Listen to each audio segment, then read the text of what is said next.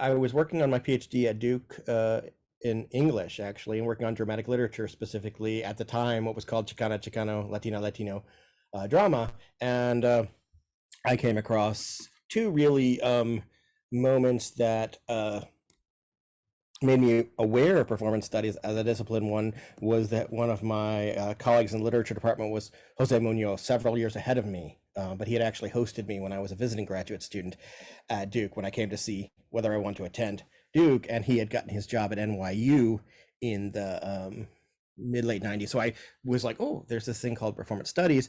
And then I encountered the first edition of Marvin Carlson's Critical Introduction to Performance, which really shaped one version of my sense of performance studies. Carlson's work, of course, frames performance studies very much under a kind of umbrella of theater as of the discourse of performance for him. And that's very much because he's a theater scholar, based in New York, very versed across many global trends, but his work has always been much more in theater as practice, even in an expanded form, not in any kind of other social behavioral model. So those are the things that I had in my place. My first tenure track appointment was in an English department in Texas, and there was no performance studies per se. I taught dramatic literature, but even in doing so, I was always thinking about interactive performance and separating out myself from other literature faculty by thinking about theater and thinking about the embodiment of theater and what it meant to have the kind of space of that theatrical encounter, all the things that are happening on the side.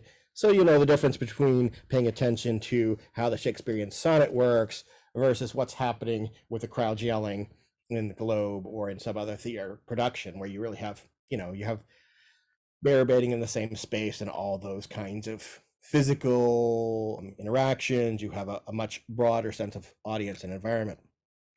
And when I was hired at UC Davis, and I started in the fall of 2003, one of the things that we were put in charge of was actually trying to reimagine the PhD program in performance studies, which was at UC Davis. At the time, the official title of the program was Dramatic Art, and it was a departmentally based program.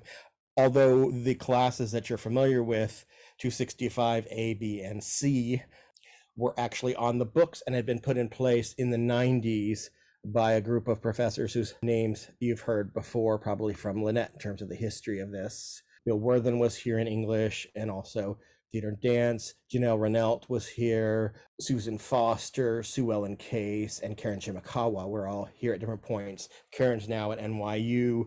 Sue Ellen and Susan moved to UCLA. Janelle moved to UC Irvine and off from there. And Bill Worthen moved over to UC Berkeley.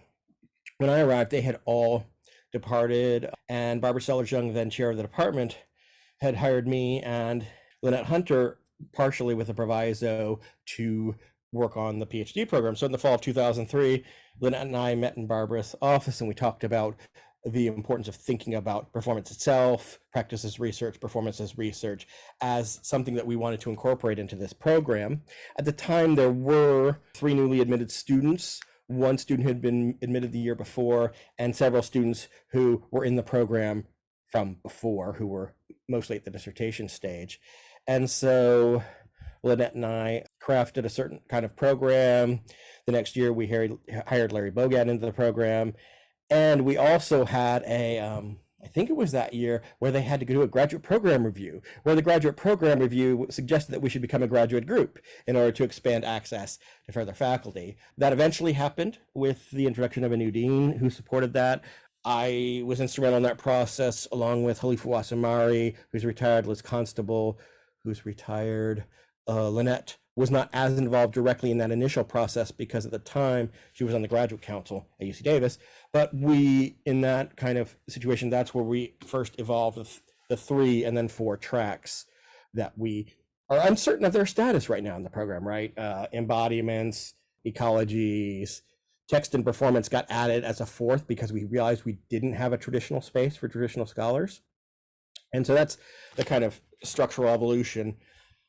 Teaching in the program, though, what I've learned over the years is I moved from a kind of theoretically inflected notion of working primarily with theater to working more broadly with performance. And I realized early on that one of the challenges of performance studies is a lack of any clear sense of a discipline or a canon or a structure. And so I created a course, which I've taught many times and which works and fails in all the ways you might think of, an intro to performance theory, which is using in many ways the structures that Carlson sets up in his critical introduction of anthropological approaches and sociological approaches and linguistic approaches to performance, and using some of those materials, combining with some of the kind of canonical things that Schechner was doing in his creation of a certain kind of reading list out of anthropology and sociology for NYU. And I created this course because I wanted people to have some kind of grounding. So it's basically, doing the Irving Goffmans of the world, frame analysis, some of the presentation of self in everyday life, tracking performativity, from J.L. Austin's creation of the term through Judith Butler, and then other developments, and Derrida and Lemonade Inc., and then Judith Butler, some sociological work of various sorts, anthropology through Turner, Gregory Bateson's work with frames, things like this, which are often found in those kind of performance studies readers.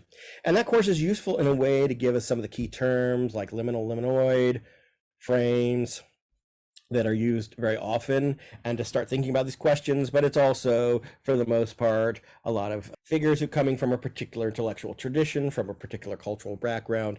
And so there were huge limits to that as well. So it's kind of a thing you need to know in order to know what was there, but not something that needs to shape all the horizons of your experience. So as I continued teaching, I've evolved in various ways. One of our early students wanted to do a performance for one of their qualifying exams. They asked if instead of doing a written response to qualifying exam, if they could actually kind of do a lecture performance, lecdem kind of thing.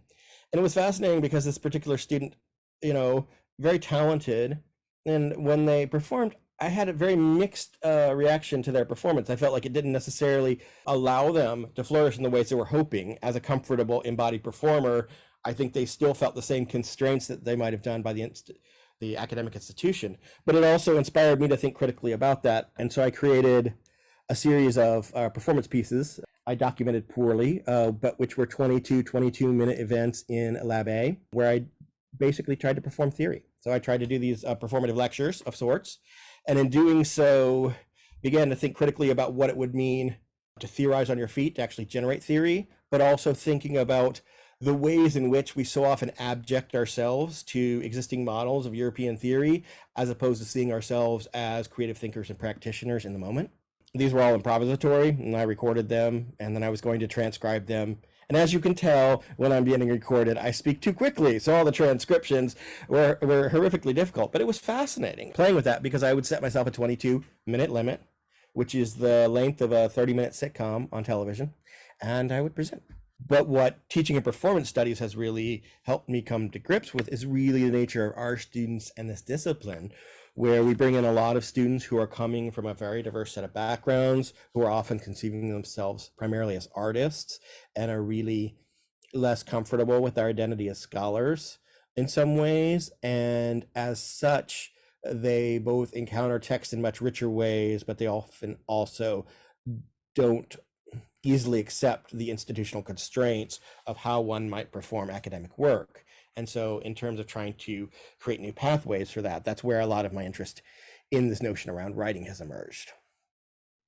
Frankly, I haven't done as much publication in that area as I would like. I've done presentations, I've talked with you all, I've run seminars, and kind of the next step in my process this year on sabbatical is going to be that tries to synthesize some of these ideas. How much it's going to be a kind of practical overview of some of the trends and practices that exist, how much of it it's an example of strategies, how much of it is a set of prompts. I'm at a point where I want to crystallize a lot of my thinking about this, and kind of get it out there and circulate it in a different method than I have historically, because the book I just finished is very much a kind of traditional scholarly reading of dramatic literature.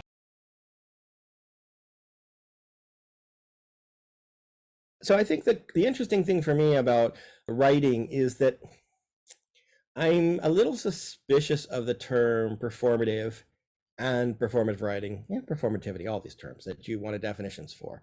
The reason I'm suspicious of performative writing is because at a literal level, it's, writing that brings into being what it's saying. And so most of that work would have to be placed in a context where it would have sufficient contextual authorization to allow things to occur. There's a kind of sense that the writing is the doing. And so I want to shift a little bit away from that, not to refuse that possibility, but that's why I kind of leave open the two terms performance and writing and kind of create extra space there, think about different prepositions, think about different relationalities, because I have a mixed set of interests in relationship to this.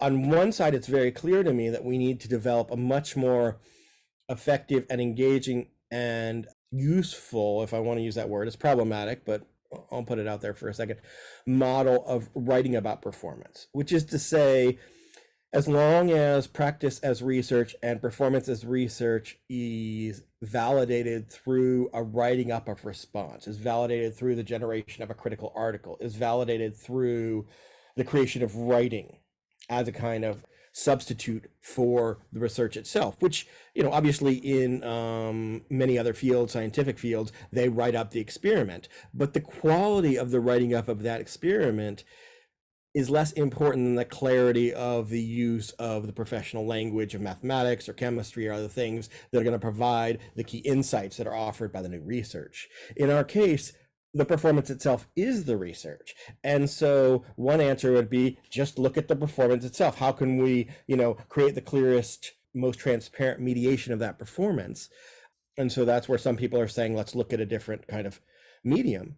I think at the same time, if we're going to use writing, how can we use writing to enhance, to complement, to meaningfully supplement, to offer ways to even, already trouble what we're presenting by carefully attending to questions of proximity, to questions of attention, to questions of the use of language, of lyricism, of where the words position you as a reader and me as a writer. On the one hand, so it's really thinking about strategies for that. And it's not simply creative writing, it's not simply point of view, because underneath it is a desire to do the kind of critical, analytical, descriptive, theoretical work that we value in our field. It's not simply to tell a story in a kind of open-ended way. It's not just beautiful poetry. It's possibly beautiful poetry that allows us to think critically about this performance and what the work of performance is, and how the writing can help enhance that understanding. The other side of this is also thinking about writing is an act in and of itself. And I think a lot of people aren't doing tons of work with that. Some are. And some of the ones really paying attention to the materiality of writing and the use of language on the page are much more on the side of experimental poetry. And so that's an area I don't know nearly enough about. There's a whole history of, expanded critical work in that way. That isn't quite what we're doing either, because in the end, it's not about the creation of the poem. Even when I'm working creatively or creating what looks like something poetic, it is a theoretical project to understand performance. So I recently crafted a short piece about thinking writing like a mover, and it comes out of my interactions with some of your colleagues who are movers and who have a kind of tensive relationship with writing in language. So like Erica, who's interested in asemic writing, and others who have expressed frustration with the idea that their embodied knowledge has to be translated in some way to exist in an academic context. And so it's thinking writing like a mover. And so I break up that one sentence, and then I kind of play with how the idea of a sentence appears for someone working on a page and what that might look like for a choreographer. And it's a very short piece. It also has a kind of footnote, which also goes into explaining what it's doing in some way. So it's trying to speak on multiple registers. And to me, it seems like a very interesting intervention, but I'm not clear whether it's an intervention in our local context or whether it has a kind of larger audience base. And I think that's one of the conversations in terms of our talking about writing that I need to determine is exactly where this thinking fits in the larger scheme of things. One place I've gotten a lot of support for this notion is my work with a graduate program in Colombia at the district university in Bogota. It's a public university. They have a PhD program, which was established not that long ago in what translates into English as sensibilities, performativities, and corporealities. They've for a long time had a cultural studies of artistic research, but this is actually a kind of research creation degree where the students are creating artistic work. And one of the reasons they wanted to bring me in was to think about also ways to reimagine the writing process for their scholars, but also because in Colombia, it's a very precise and governmentally regulated structure of how things are presented, how research is presented. There's a lot of bureaucracy, there's a lot of very explicit qualifications. And so they're interested in exploring other forms. And that's been another place where I've gotten some support and some interest in the work I do. But yeah, performative writing is tricky because performative, I mean, J.L. Austin invents a term, then plays with it, then possibly evacuates it or keeps it. His student, John Searle, tries to codify and specify it, and then people pick it up as they want, and then they slip away from it into this quality of performativity, which is a characteristic of things, which is this ability to, and then it gets fuzzy. I like to stay in the fuzziness to some extent. I take for granted that we work in a processual space. I take for granted that the ideal of the performative is bringing into being, but that's also the work of something like instantiation from a kind of religious point of view. It's also poiesis, right? A kind of making. So all these energies are in and around performativity that I see used a lot in terms of a very specific kind of socio-cultural action related to identity, which it certainly can be and is, but which I find is often used fairly slipperily by many people. So I tend to shy away from ever fixing it in place in some ways. I think if you dig really deep into some of my thinking, there is this kind of stamp that isn't what Marvin Carlson was interested in when he was talking about theater exactly, but is something I hold, which is I often think about one of the interesting things that happens with theater is the materialization of metaphor, that you take a concept and then you begin to think about how do you embody that? How do you make it real? How does something happen? And I really feel that's at the heart of one part of my notion of embodied performance studies, is taking concepts and then thinking about how they can exist either directly or indirectly in the everyday world or in the space of conceptual work, but much more materially and embodied. So that tension between the conceptual and the material. In terms of what I was saying before about the fuzziness, I want to retain a certain sense of the fuzziness of the performative and the performativity, because honestly, I feel that there's a lot of sloppy work out there, and I'm not in a place to constrain it because I have a perfect idea. I do want to take into account the processual nature. I do want to take into account the possibility of poiesis, the possibility of creation, the possibility of any kind of generative thinking that emerges from that. I don't want to be naive about thinking that everybody has ultimate agency to self-create. They certainly do, but whether anybody else wants to acknowledge that self-creation or validate it or support it is a completely different question. And then what its status becomes gets put into question, right? So you can create a self for you, but whether anybody else will recognize that self is not necessarily something you can control. You can shift the nature of your own performance, your own self-presentation, but that's a question. The simple definition again that Carlson uses is, he borrows this from elsewhere. It's, any action done with an awareness of itself, any kind of self-reflection, because you're generating an audience relationship, even if it's in your own mind. And for, students, the simple answer is you're preparing for an encounter where you're really self-aware and, a first romantic encounter or an interview.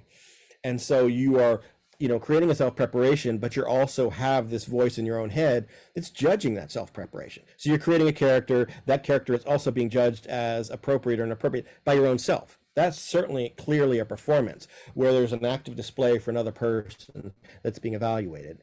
The danger with that, of course, is that then everybody assumes that there's an artificiality to any structure of performance. And that, of course, is both true and not. There are more and less artificial performances, but that depends on what you mean by artificial. Right? It depends how much it's situation specific, how much it's convention specific, how much you're generating a set of actions or behaviors in relationship to your understanding of what's expected. And then are we going to assume that generating those actions or behaviors in relation to expectation is somehow inauthentic or not, right? And so the utility of those terms shifts.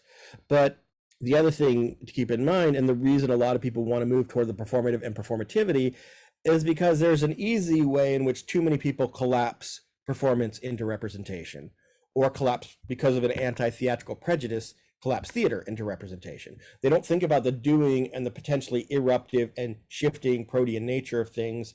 They don't think about it as an in the now, in the moment. They think about it as a fixed object that can be analyzed and reduced to representation.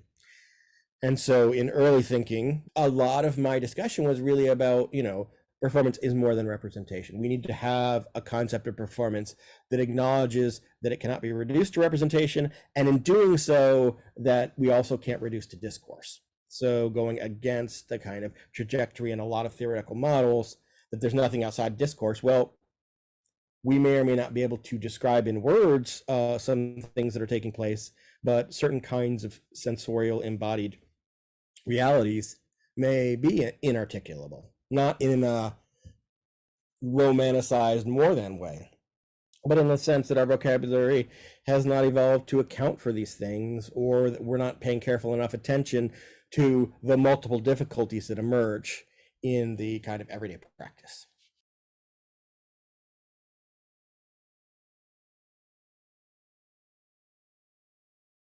Simon Shepard did a kind of critical introduction, or Cambridge Introduction to Performance Theory book. And what was fascinating in Simon Shepard's book was he says, well, there is actually theater studies and there's actually dance studies. And I'm not confusing performance studies with either of those things. I want to separate those out. And he attempts to make an argument that there's a specific quality of human behavior and this self-reflexive relationship to that human behavior that emerges somewhere in the middle of the 20th century. And so it's a particular language around studying human behavior. He tracks the situationists. He tracks some traditions as well, with some experimental work in Britain in the 70s, because he has that background.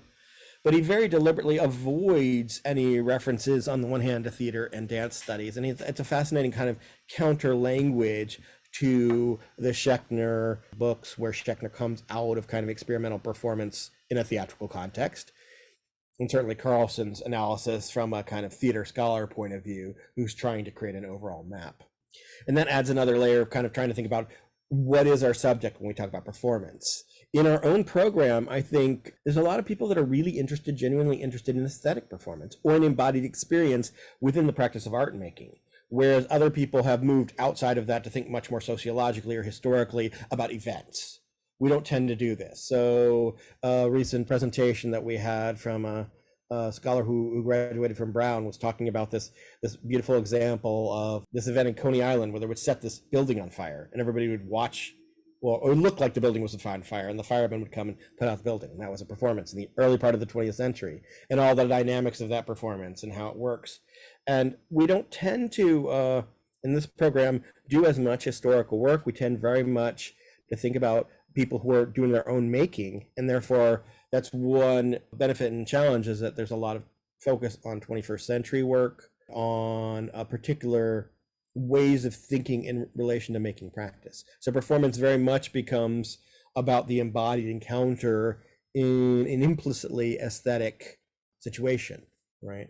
We don't tend to focus necessarily on the aesthetics per se, or have a very kind of precise or limited notion of what those aesthetics might be, but most of the examples that we draw upon tend to have an aesthetic quality of some sort, tend to be thought about as performance in that context, but not all, just many, I think.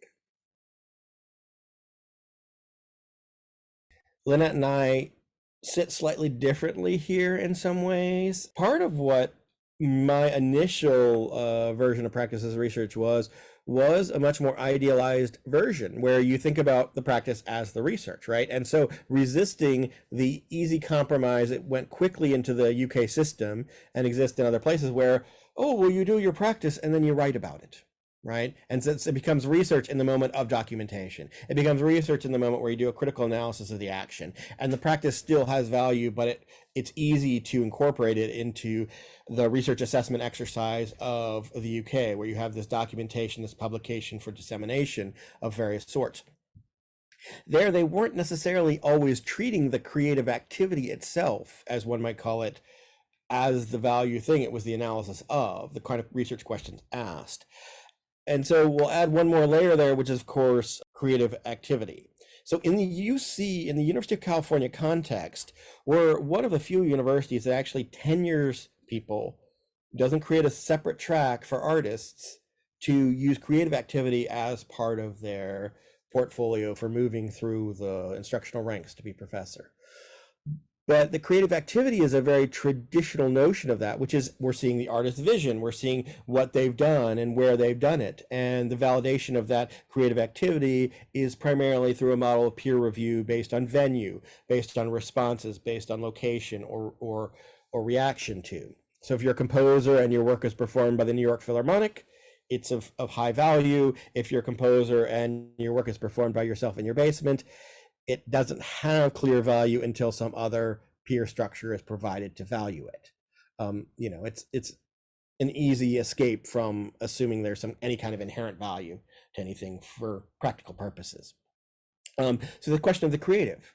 Not all creative activity, I would say, is practiced as research, but I very early on in my work would make the argument that it can be framed as such, and then we do a disservice to many artists when we don't take seriously that their creative activity is a form of theory. So that's the way I approach it, is that creative activity is also a form of theorizing. And then in terms of practice as research, where the difference comes is, in my ideal form, you just do the practice. So then we make it simple and say, oh, so you write a critical essay, you document your work, we satisfy the academic form, we do the practice. In terms of resource realities, we haven't been able to support, either with time or space, that practice in the way we should.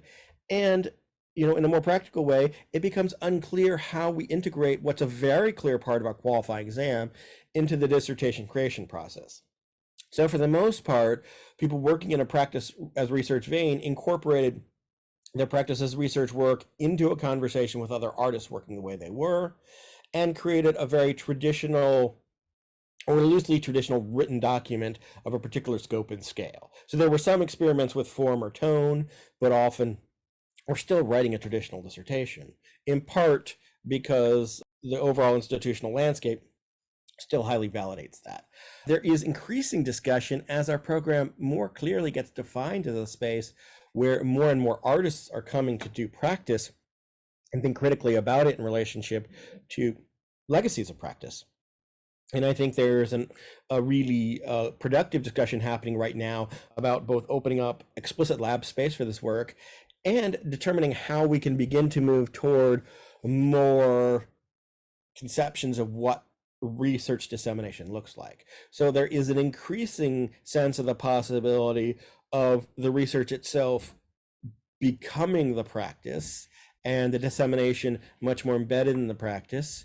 In one conversation recently with Joe, we talked about the idea of ensuring that the dissertation project would need to have two examples that could be legible in a traditional academic context, as essays, as kind of arguments, as structures of analysis, of something that demonstrates a particular set of skills that are typically associated with receiving a doctorate degree.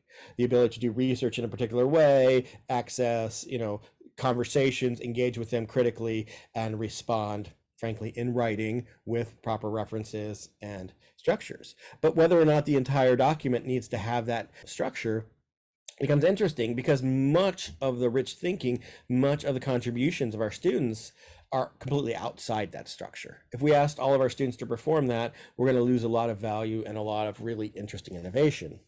And so we're moving toward a place where a dissertation might be a different thing. We haven't gotten there. The institution is fairly open, but it's really thinking about how we can position our graduates in the larger landscape of the academic milieu, especially US. Outside the US, Scandinavians and the British and some other spaces have gone a different space where they've really codified and created certain structures and created certain ways of talking about what they call research creation. So there's things like the Journal of Embodied Research. There's other spaces where you can upload artistic practice and then accompany it with information to explain it, to kind of frame it as an academic endeavor. The simplest thing for me, if you're doing practice as research, you have a question. You're investigating something. You start with a question. What that question looks like or feels like is an interesting thing to ponder. But if you don't start from that, if you simply say, I'm going to draw some stuff on the board and see what happens, that can certainly be an investigation, but I would say it's not as clearly aligned with practice as research as I want to use paint as a medium to think about gender structures in the United States. And then we'll see what happens, right? So that it's starting from a question. That's the kind of easy answer that I would put into play that moves away from practice as practice toward practice as research, where I'm going to do this over a period of time with a stated plan of investigation. Now, it doesn't have to necessarily generate from a specific question. It could be a different kind of plan of investigation. But I think that's part of what's happening. In terms of the languages and the languages used, a lot of people are very protective of particular constructs. I'm very suspicious of them. Most of the time, honestly, when people give me very defined notions of what this is, I'm not that interested. They've reduced it down to a non-compelling thing. It's participatory research. It's people coming in and thinking about what they're doing. These are all great. These are all wonderful. What I want to know is, what are we learning in the process? And what is the path through which we can learn the most? And so it's a very interesting thing to flip it around and say, why is practice the best way to get this knowledge? Why is the methodological approach of practice or performance more effective for this researcher or this research question than other forms, right? And what kinds of knowledges can emerge in that conversation that might not be seen if it's simply framed as an analytical essay about. And so my sheet in the middle of that, when I dismiss the documentation, is, can we bring the documentation as something closer to performance? Can the documentation be not we're giving a rubber stamp for institutional demands for legibility, for validity that makes sense to somebody who primarily reads and thinks about things and believes there is nothing outside of discourse? Or are we writing because that's going to help us convey more of that experience? Because unless you have the immediacy of the performance, we can go back to the kind of simple, difficult, troubling, profound, whatever you want to call, Phaedrus argument about writing and presence. And if we can't perform in the same room with co-presence, what are we sharing? How do we disseminate that? Any medium creates a difference. The more we are aware of that medium, the more we are aware of that difference, the closer we can get to thinking about the rich depth of that experience and begin to validate the complexity of that embodied reality. So the easy kind of position to be in is one of critique, where I sit there and say, yeah, but all cultural studies is just really thinking about the body as a metaphor. All cultural studies is just really thinking about the body as an idea. They don't really smell things for the most part. They don't really feel things for the most part. They don't really get into a kind of rigorous materiality that we can't quite account for. And that's a challenge that I'm not fully prepared to inhabit in my own writing. It's a lot of labor. It's a very different kind of process of writing, and making that demand changes the terms. If you imagine a different kind of performance studies model, we don't read books. We do in order to understand. But that takes a lot of time and energy. And in order to translate ourselves back to communities whose model of efficiency is creating theoretical texts to hold and shape ideas, getting conversant with speaking back to those spaces is still or mostly doing. We could profoundly do the kind of Grotowskian experiment of creating an ensemble people, of working through the reality of performance, but that's mostly conceived of generating more performance, not necessarily always research that reads back into different kinds of conversations. there's still this kind of false dichotomy of what is learned through the act of performing, through what is learned by the embodiment of a practice in relationship to what constitutes research. So our program is amazing in the sense of its fluidity and its openness, and it fails miserably because it's fluid and open and therefore has no center. So it both accept this idea of practice. And I mean, Aramo has heard me talk about this before, but when they first came, it was like, but it's about process and it's about embodiment. I'm like, yep, let's just take those for granted and move on, you know? And it depends who you're fighting with, right? It really depends who you're in conversation with. And to the extent to which we have a shared language here, it can be very powerful and moving, and people get excited because we all agree to those terms. Everybody that comes into the space gets excited. But whether or not we can translate that back out and shift the way other people are thinking in an effective way is still unclear to me, you know, and the extent to which all of the kind of neoliberal models of production come into play with that, especially because practice is essentially inefficient, right? I mean, in the end, the doing over and over again, because each doing is a learning, you know, that's not what neoliberalism wants us to do. We want to make the most efficient doing, practice it, refine it, simplify it, commodify it, and market it. I mean, one of the things that was interesting to me, and I'm only now beginning to understand, is one of the first things Lynette pushed on as we were adjusting the performance studies to a graduate group was this really explicit need to create the designated emphasis in studies in performance and practice. She really wanted that language of practice to be part of somebody's degree profile. And then she structured a situation where all performance studies students doing PAR were doing that DE. I found that redundant because I thought that our performance studies should already be doing that structure already. But it's interesting because institutionally for her, it was crucial to structure that space for practice. And I think really thinking about what that means and in continuing to ask that question, and then somehow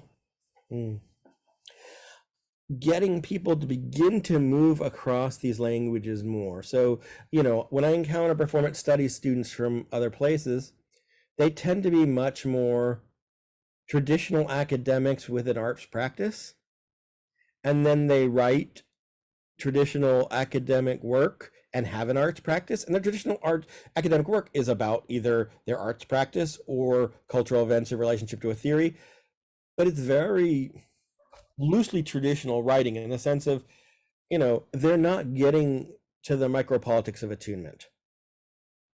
You know, they're not really thinking about what this moment of touch is. They're going to theorize about it, but they're immediately going to rise to a level of abstraction that doesn't actually take pleasure or value that moment of contact between the two fingertips. And then our students who are thinking that space sometimes are challenged to kind of re-enter into that much more conventional form of academic discourse. And, you know, so in an ideal picture, it's how could you speak to both constituencies? And I don't have an answer for that. I'm more comfortable speaking to that other constituency and thinking about this constituency, and my models end up being these kind of salvos to invite us to go this way that are much more kind of theoretical. I mean, that's what a lot of the work does. It just points, right? When I did performing writing backwards, it was just about pointing in a direction, thinking that you could, why, you know, how much we write to condense, and if we work backwards, how much we explode outward from an endpoint. That could be thought about neurocognitively. That could be thought about in a number of different ways. But for me, it's kind of just more of conceptual play that opens up, again, that slippage between the metaphor and the material, where I think I love to sit in some ways. I was doing this project, and I've talked about it a lot, my papyrus project. So it was a durational writing performance. And so what I would take these 11 by 14 sheets of papyrus that I, of course, didn't make them. I just bought them. And then I started writing and filled the sheet. And I filled the sheet with fairly small writing. And the call was to keep going.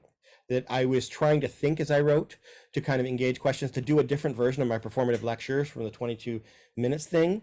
In this case, it takes about 2 hours for me to fill both sides of that sheet. There was actually some theoretical work going on in terms of what it meant to write on this sheet, to have the materiality of writing, to be in this particular chair, and the kind of structure of that chair and what I was doing. I mostly performed in one chair. There were a couple of exceptions to that. I did one where I also had on Zoom and had a bunch of other people writing with me at different times during that 2 hour period and sending me their materials. But this notion of writing as an embodied practice was part of that, because you could feel the movement of the pen along the papyrus. Certain pens didn't really work with that material. You could feel the kind of fibrous quality. You got this whole historical sense of writing practice. But then there's the physical endurance of writing, and then the awareness of how much your writing changes, both because you're continuing to move along the page, but also becoming aware of the space of the page. So I found myself wrapping things up as I would come to the end. I found myself shifting in relationship to knowing that there was a certain level of performance happening, and how much the environment and the space and the things I'd been thinking would come into play. So one that I've shared a little bit is in a kind of the bleak landscape of my backyard, a moment where there was a lot of fires going on in August, and I was writing about rearranging the chairs on the Titanic as it's sinking, because we had had all this wildfire smoke that was going on. And so I was outside doing that work for a couple of hours, and, there's a certain kind of effort, not the same effort as other things, but that notion of really physically embodying and shaping and doing that work. So in terms of the future of this program and my work and things, I think I've got a lot of work to do in terms of resituating where value sits for me, where theoretical value sits for me. I still very strongly believe that one of my contributions to this work can be to invite people to investigate models of writing, because as long as writing is going to be a powerful tool and a necessary tool, and even if we were to tomorrow tell you, oh, you can just submit art for your dissertation, the reality is that might get you hired in studio art positions, but it won't get you hired in a lot of other spaces that you may want to be in. How do we balance that? How do we create viable forms? So I want to do some more exploration there. In terms of my teaching, I would like to kind of get back to some of these theoretical questions that Aramo is interested in, moving differently from that kind of old trajectory of performance studies into thinking about what a newer model would be. And what's interesting is there are very few kind of coherent arcs for me that exist in mapping 21st century theory. There's a lot of really interesting work. There's a lot of really interesting threads, but I don't think to me, it's difficult to understand the clear pathways. More people are interested in a kind of quality of theoretical move. And what happens sometimes with those qualities of theoretical move is that they all begin to look very similar. We're all relational. So what's the nature of that relationality? Are we looking propositionally? My colleague works with and alongside and thinking about those relations and names those things and tries to be incredibly precise within a map that she has. I don't have that clear a map, but I watch everybody setting up how to be slightly different than, slightly other than, trying to open space. Almost everybody's opening rather than closing space. So there's an interesting question about what that means in terms of openness. It's an interesting question. How many of our arguments are very nearly the same argument if you take a certain distance? And I tend to find myself thinking that way, partially because I'm pretty eclectic, partially because my philosophical thinking is a little blunt. But then in the inverse, where I see the pleasure is in the specificity. So if you tell me that you're resisting hegemonic power, great, you're resisting hegemonic power. But if you can tell me something about the precise nature of that hegemony and how and where it came to be, or how it sets up its power, and where your resistance operates in a slightly different rhythm, or a slightly different physicality, or a slightly different ethos, or a slightly different emotion, or a slightly different space, whatever it is, and be precise about that, then it gets interesting to me. So I really think there is a kind of opening up of the micro-political, which is dangerous, because how then do you translate back to a larger conversation? How then do you translate back to people who aren't already in this very focused lens? And I don't have an answer to that necessarily. I want to do some more reading, but I find myself consistently ambivalent about my own field, because performance studies is beautiful when it begins to open up possibility for radically thinking about the place of the body, whatever that means. But it makes me impatient when the assumption is that since we radically think about bodies, what's happening must be radically progressive. It's not always, right? I mean, there's so much use of performance, as John Mackenzie reminds us, that is so restrictive, so policing. Butler's very aware of this, and how performativity becomes its own way both to open up and shut down, and that, you know, the political debate about whether we're constraining through context or opening up. My interest is not necessarily proving one or the other, but being honest about what's happening, right? So that we don't dismiss the innovative work that is really imagining the world otherwise, but we don't over celebrate the impact of that work if it's not going forward. How can we advocate and elevate that work is really important, but also acknowledging that our own advocacy and elevation is within a particular set of conversations that are willing to listen, a particular set of people.